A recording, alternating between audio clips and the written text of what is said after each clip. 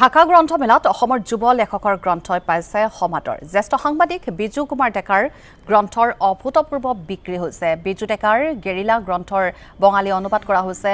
ঢাকা গ্ৰন্থমেলাত গেৰিলাৰ বাংলা সংস্কৰণ মুকলি কৰা হৈছে।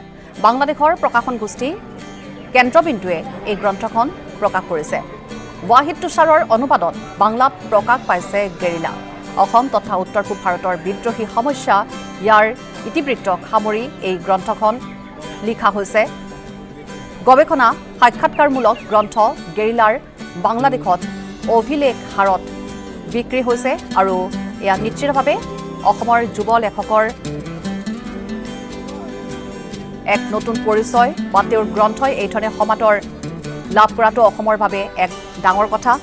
ঢাকা গ্ৰন্থমেলাত অসমৰ যুৱ লেখক তথা জ্যেষ্ঠ সাংবাদিক বিজু কুমাৰ ডেকাৰ গ্ৰন্থ গেৰিলা এই গ্ৰন্থখনত যথেষ্ট হাৰত সমাদৰ লাভ কৰিছে।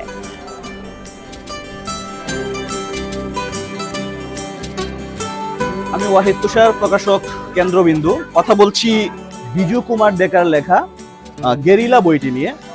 তো বিজু কুমার ডেকা হলেন ভারতের অঙ্গরাজ্য আসামের একজন সাংবাদিক, যিনি গবেষণা করছেন দীর্ঘদিন যাবৎ উলফাকে নিয়ে, এবং উনার গবেষণার ফসল হিসেবে রেজাল্ট হিসেবে বইটি উনি লিখেছিলেন গেল কয়েক বছর আগে, এবং বইটি প্রকাশের কিছুদিনের মধ্যেই ভারত সরকার কর্তৃক বইটি নিষিদ্ধ করা হয়।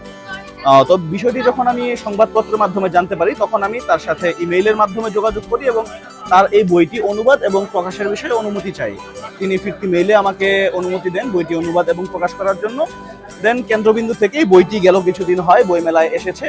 বইটি পাঠকরা দেখছেন, এবং বিশেষ করে যে সমস্ত পাঠকরা বা আমাদের যে সমস্ত বাংলাদেশের নাগরিকরা ভারতের সেভেন সিস্টার্স এবং তাদের এই অভ্যন্তরীণ যে কোন্দলগুলো রয়েছে এগুলো নিয়ে জানতে আগ্রহী, এগুলো নিয়ে গবেষণা করতে চায়, তাদের জন্য বিজু কুমার ডেকার লেখা গেরিলা বইটি খুবই পরিপূরক হবে বলে আমি আশা করছি, এবং পাঠকরা খুব সানন্দে বইটি পড়ছেন এবং দেখছেন। আশা করছি